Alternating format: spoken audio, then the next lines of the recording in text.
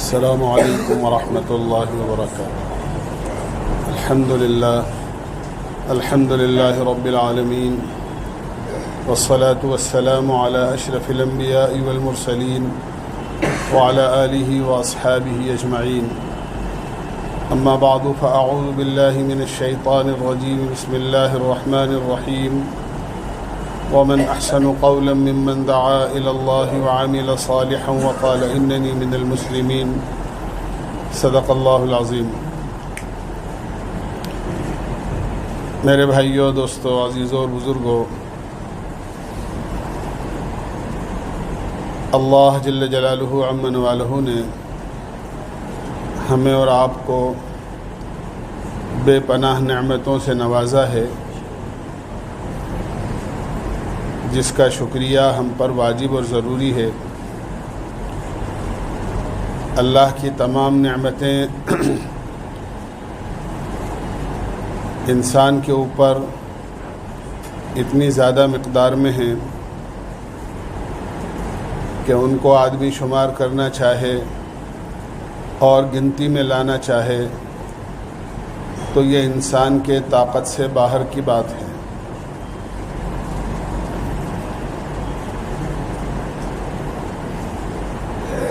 جس مالک نے یہ تمام نعمتیں دی ہیں، اس کو یاد رکھنا اور اس کو اپنا رب تسلیم کرنا اور اپنا مالک حقیقی ماننا، یہ انسان کی سب سے بڑی ذمہ داری اور سب سے پہلا فریضہ ہے، کیونکہ اپنے محسن کو بھول جانا یہ سب سے بڑی احسان فراموشی ہے، کہ جس نے تمام احسانات کیے ہیں اور کر رہا ہے اور آئندہ بھی ساری خیر کی اسی سے امید ہے،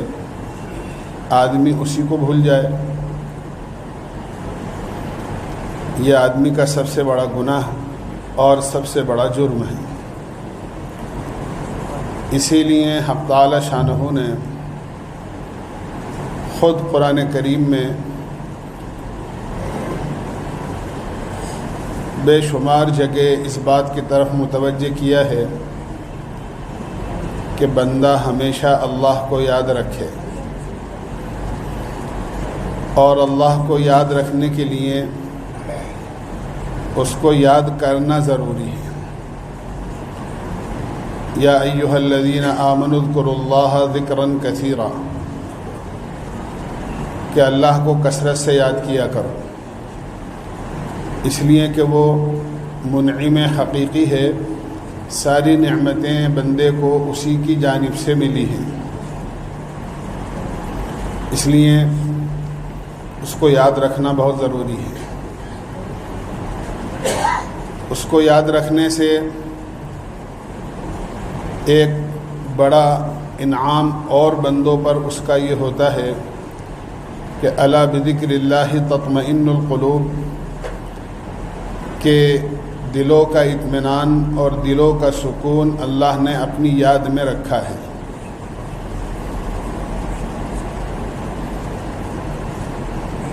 سکون ایک ایسی نعمت ہے جس کو ہر آدمی حاصل کرنے اور تلاش کرنے کی کوشش کرتا ہے، اور ساری دنیا کی دوڑ دھوپ اور ساری دنیا کی کوشش اور سعی، اگر اس کا خلاصہ نکالا جائے تو یہی پتہ چلے گا کہ ہر آدمی اپنے حالات میں، اپنے شعبے میں سکون چاہتا ہے، اور اس کو حاصل کرنے کی تمام تر کوششیں کرتا ہے۔ اگر کسی کو سکون مل جائے تو یہ اس کے لیے بڑی نعمت ہوتی ہے، اور اگر سکون اور اطمینان نہ ملے تو یہ اس کے لیے سب سے بڑی پریشانی کی چیز ہوتی ہے۔ لیکن غفلت یہاں ہوتی ہے اور بھول یہاں ہوتی ہے کہ اللہ نے سکون جہاں رکھا ہے وہاں اس کو تلاش نہیں کیا جاتا، بلکہ دوسری جگہ تلاش کیا جاتا ہے۔ آدمی سکون کو مال کی زیادتی میں تلاش کرتا ہے کہ مال میرے پاس زیادہ ہو گیا تو مجھے سکون کی زندگی حاصل ہو جائے گی۔ کوئی عہدے اور کرسی میں تلاش کرتا ہے کہ مجھے یہ منصب اور یہ مرتبہ مل گیا تو میرے لیے انتہائی سکون اور انتہائی آرام کی چیز ہوگی۔ کوئی محنت مزدوری ملازمت میں تلاش کرتا ہے، اچھے کھانوں میں لوگ سکون تلاش کرتے ہیں، اچھے بنگلوں میں لوگ سکون تلاش کرتے ہیں، لیکن یہ سب وہ راستے ہیں جس پر چل کر انسان تھک جاتا ہے اور سکون اس کو حاصل نہیں ہوتا۔ سکون کا دھوکہ تو لگتا ہے لیکن آدمی کو سکون حاصل نہیں ہوتا۔ اگر انہی چیزوں میں سکون ہوتا تو فرعون اپنی حکومت میں ناکام نہیں ہوتا، نمرود اپنی بادشاہت میں ناکام نہیں ہوتا، شداد اپنی جنت بنا کر ناکام نہیں ہوتا، قوم سبا اپنے باغات اور اپنی زمینوں میں کامیاب نہیں ہوئے، تو یہ پتہ چلا کہ کامیابی اور سکون اللہ نے ان چیزوں میں نہیں رکھی ہے۔ قارون کے پاس بہت مال تھا، اگر مال ہی میں کامیابی اور سکون ہوتا تو قارون سب سے بڑا سکون والا شخص ہوتا۔ اس کو تو اللہ تعالیٰ نے حضرت موسیٰ علیہ السلام کے ذریعے سے اللہ کی نعمتیں یاد دلائیں۔ احسن کما احسن اللہ الیک، اللہ کو اس طرح یاد رکھ جس طرح اللہ نے تجھے یاد رکھا ہے، کہ تجھے اپنی نعمتوں سے نوازا اور خوب مال دیا، لہذا تو بھی اللہ کو یاد کر۔ تو وہ بجائے اس کے کہ یہ سوچتا کہ واقعی اللہ نے مجھے یہ سب نعمتیں دی ہیں اور یہ مال مجھے اللہ ہی کی طرف سے ملا ہے، وہ یہ کہنے لگا کہ یہ تو میں نے اپنے ہنر سے کمایا ہے، انما اوتیتہ علی علم عندی، یہ تو میں نے اپنے ہنر سے کمایا ہے۔ جب آدمی اللہ کی طرف سے نظر ہٹا کر اپنی ذات کی طرف نظر کر لیتا ہے اور اس دھوکے میں پڑ جاتا ہے کہ یہ سب کچھ میرا کمایا ہوا ہے، تو اللہ تعالیٰ اس کو سبق سکھانے کے لیے وہ سب کچھ جو دیتے ہیں اس کو، وہ یک لخت اس سے واپس بھی لے لیتے ہیں، تاکہ اس کو یہ احساس ہو جائے کہ یہ میرا کمایا ہوا نہیں ہے اور میرا کوئی کمال نہیں ہے، یہ تو اللہ ہی کا دیا ہوا تھا، اسی نے دیا تھا، اور جب میں نے اس کی ناشکری کری تو اسی نے اس کو واپس لے لیا۔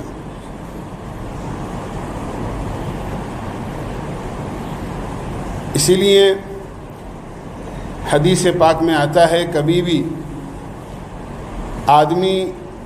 دنیا میں کسی بھی ناز پروردہ جس کو اللہ نے راحت میں، مال میں یا عہدے میں یا کسی منصب اور مرتبے کے اندر زیادتی عطا کی ہو، وہ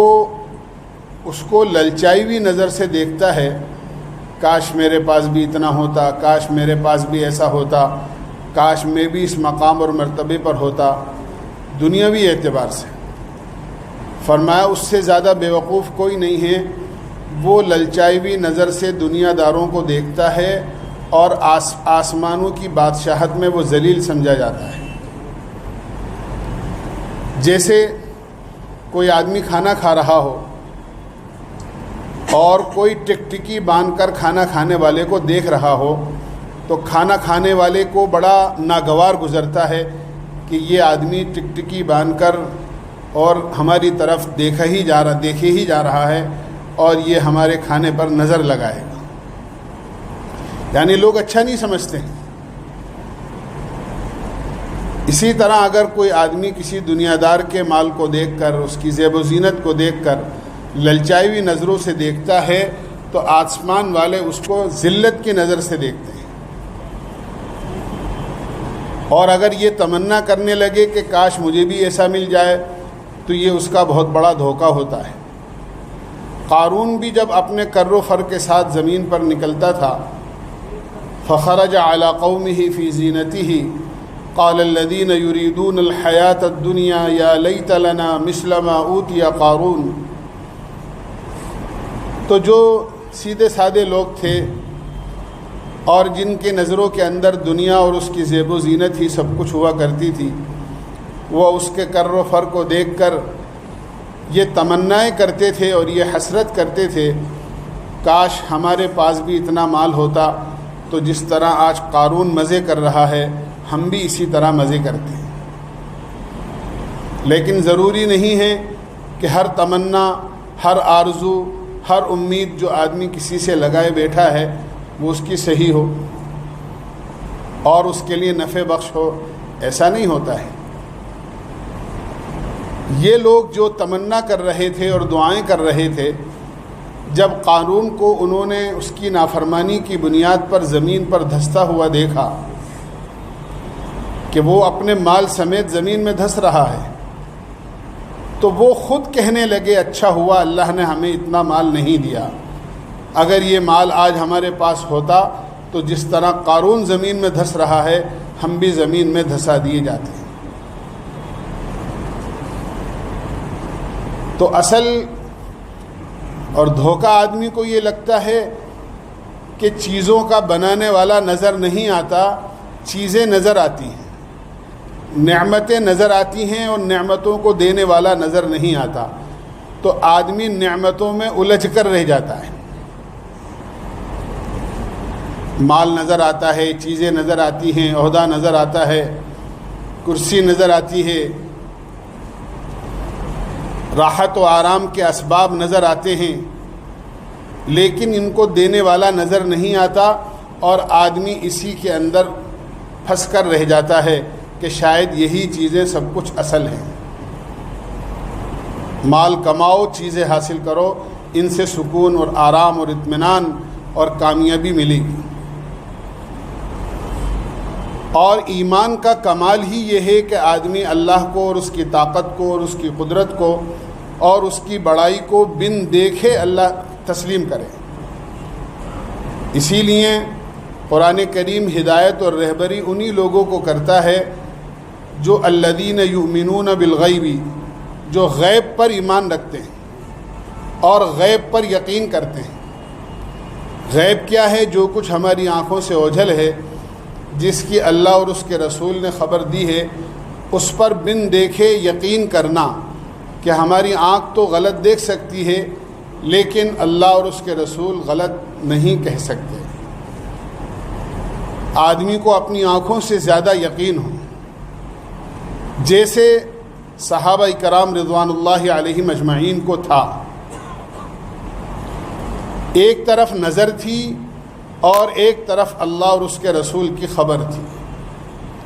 حضرت ابو الدرداء رضی اللہ عنہ مسجد میں نماز پڑھ رہے ہیں اور ان کے محلے میں آگ لگ گئی۔ لوگوں نے آ کر ابو الدرداء رضی اللہ عنہ سے کہا کہ آپ کے محلے میں آگ لگ گئی ہے اور لوگوں کے گھر جل رہے ہیں، آپ کا گھر بھی اسی محلے میں ہے، جائیے اور اپنے گھر کی حفاظت کا انتظام کیجیے۔ حضرت ابو الدرداء رضی اللہ عنہ نے یہ کہا کہ نہیں، میرے نہیں لگی، یہ کہہ کر دوبارہ نماز کی نیت باندھ لی۔ پھر لمبی دیر تک نماز پڑھتے رہے، پھر لوگ آئے کہنے لگے پورا محلہ جل رہا ہے، آپ کا گھر بھی اسی میں ہے، آپ فکر کریں، آپ کے بیوی بچے بھی اس میں ہیں، سامان بھی اس میں ہے، آپ یہاں اطمینان سے نماز پڑھ رہے ہیں، ذرا اس کی تو فکر کریں۔ تو ان سے یہ کہا کہ نہیں، میرے تو نہیں لگی اور نہ میرے لگ سکتی ہے، یہ کہہ کر پھر نماز کی نیت باندھ لی۔ اگر آج اس طرح کا کوئی عمل کرے تو تو عمومیت اس کو بیوقوف اور پاگل کہے گی کہ شاید یہ آدمی عقل سے پیدل ہے. اور حضرت ابو الدرداء رضی اللہ عنہ اطمینان کے ساتھ نماز پڑھ رہے ہیں. تیسری مرتبہ آدمی آیا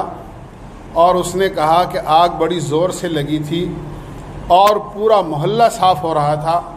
لیکن پتہ نہیں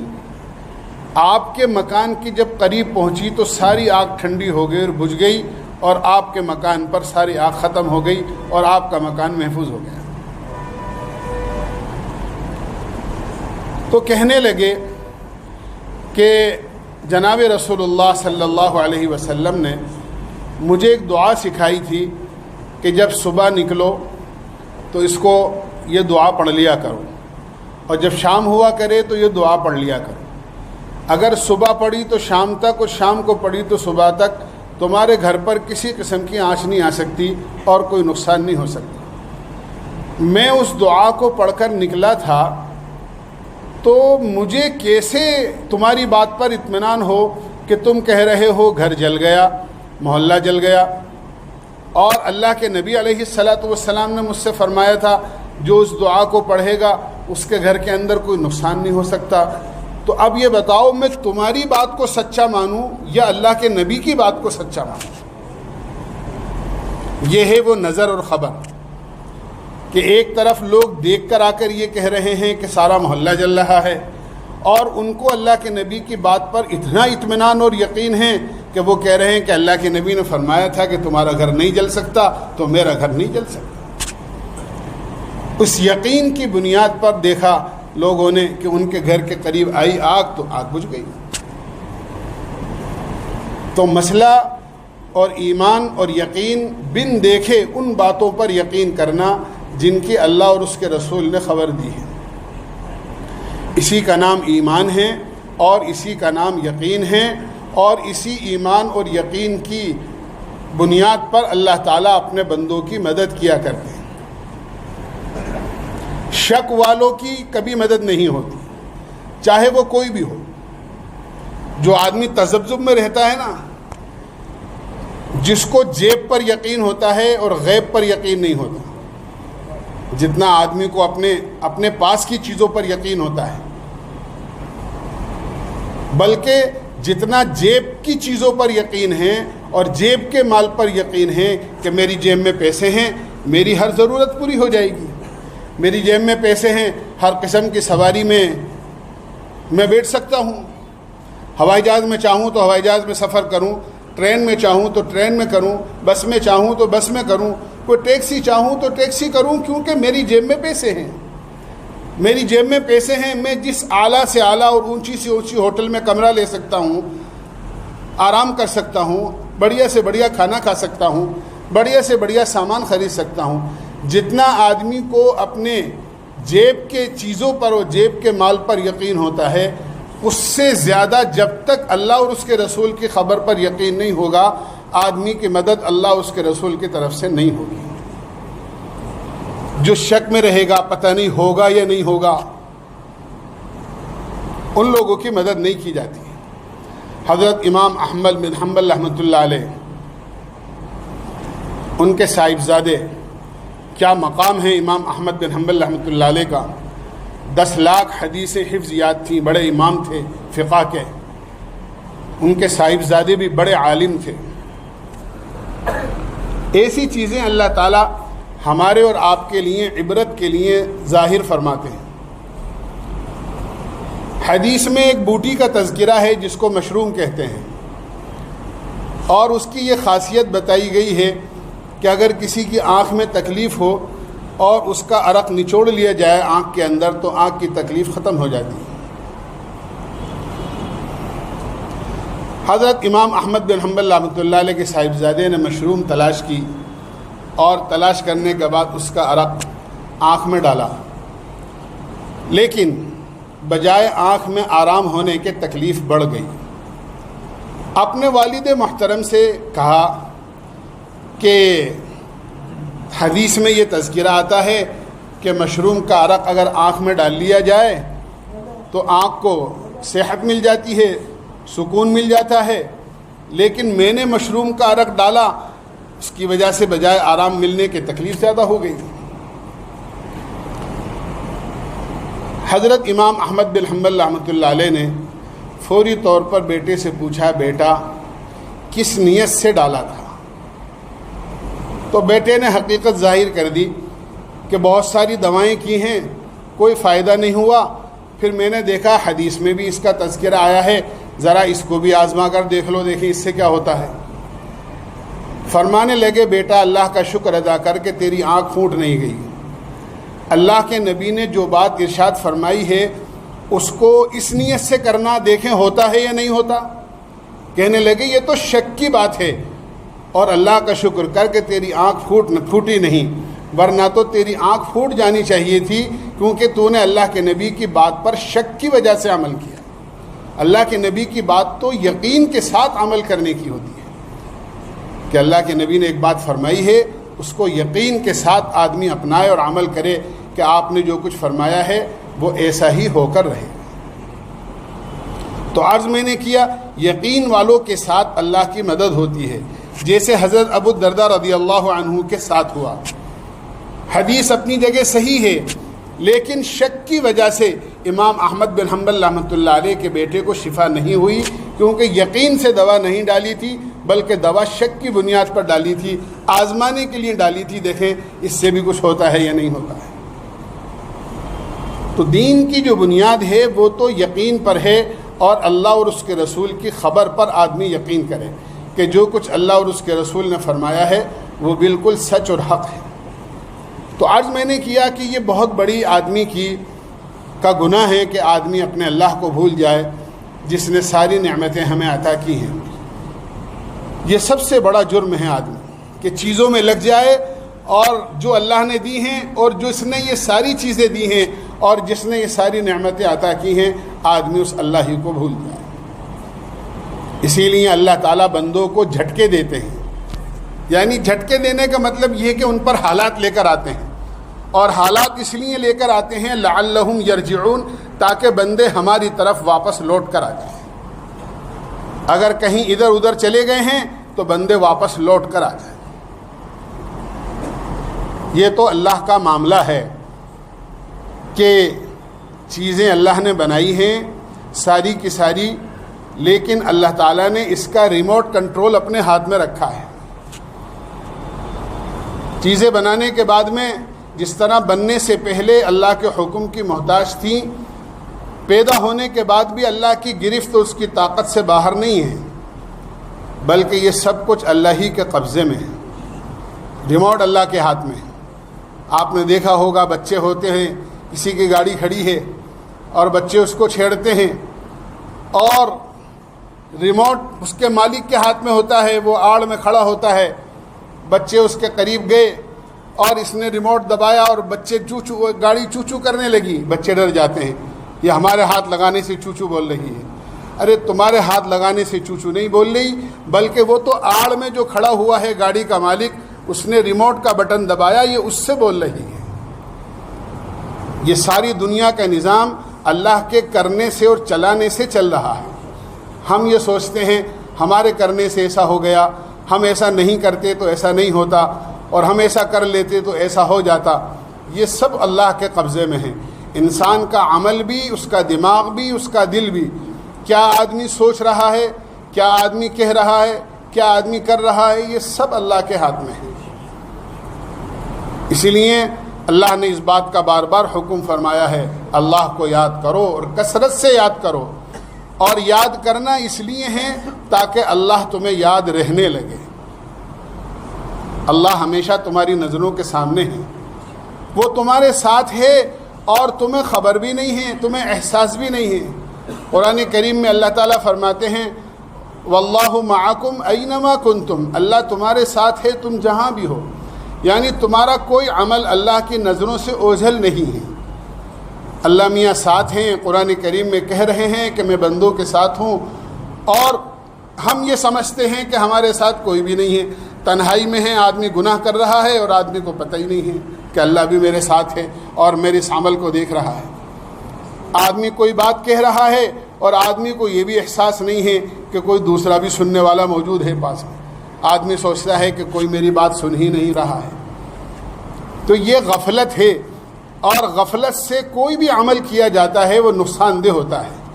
غفلت سے ڈرائیور گاڑی چلائے تو ایکسیڈنٹ کا پورا خطرہ ہوتا ہے. اگر غفلت سے آدمی کوئی نوکری کرے اور کوئی ملازمت کرے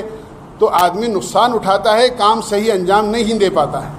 کوئی بھی کام غفلت اور لاپرواہی سے جب ہوتا ہے تو وہ انجام تک صحیح طریقے سے نہیں پہنچتا.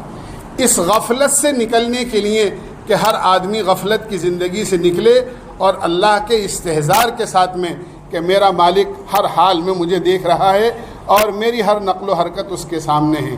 اس کے لیے ہمیں حکم دیا ہے کہ تم ہر حال میں اللہ کو یاد کرو. الذین یذکرون اللہ قیاما وقعودا وعلی جنوبہم ویتفکرون فی خلق السماوات والارض ربنا ما خلقت ھذا باطلا. ان لوگوں کی تعریف کی ہے اللہ نے جو اٹھے کھڑے ہو رہے ہیں تو اللہ کو یاد کر رہے ہیں، بیٹھ رہے ہیں تو بھی اللہ کو یاد کر رہے ہیں، اگر وہ اپنے بستروں پر لیٹے ہوئے ہیں تو بھی اللہ کو یاد کر رہے ہیں، اگر بستر پر لیٹے کروٹ بدل رہے ہیں تو بھی اللہ کو یاد کر رہے ہیں، جو ہر حال میں اللہ کو یاد کرتے ہیں. اسی لیے حدیث میں آتا ہے قیامت کے میدان میں حساب و کتاب کے شروع ہونے سے پہلے اعلان ہوگا، کہاں ہیں وہ لوگ جو ہر حال میں اللہ کو یاد رکھتے تھے اور اس کی تعریف اور اس کی بڑائی بیان کرتے تھے. فرمایا اس اعلان پر ایک جماعت اٹھے گی، ایک بڑا قافلہ اٹھے گا، ایک بڑی تعداد اٹھے گی اور بغیر حساب کتاب کے اللہ تعالیٰ ان کو جنت میں داخل فرما دیں گے. اور یہ فرمائیں گے کہ ان لوگوں کے سامنے باقی لوگوں کا حساب لیتے ہوئے ہمیں شرم آتی ہے، اس لیے کہ انہوں نے ہمیشہ ہمیں یاد رکھا ہے. پہلے یہ جنت میں چلے جائیں، پھر بعد میں اور لوگوں کا حساب و کتاب ہوگا. اللہ ایسے خوش نصیب لوگوں میں سے ہمیں بنا دے. وآخر دعوانا الحمدللہ رب العالمین.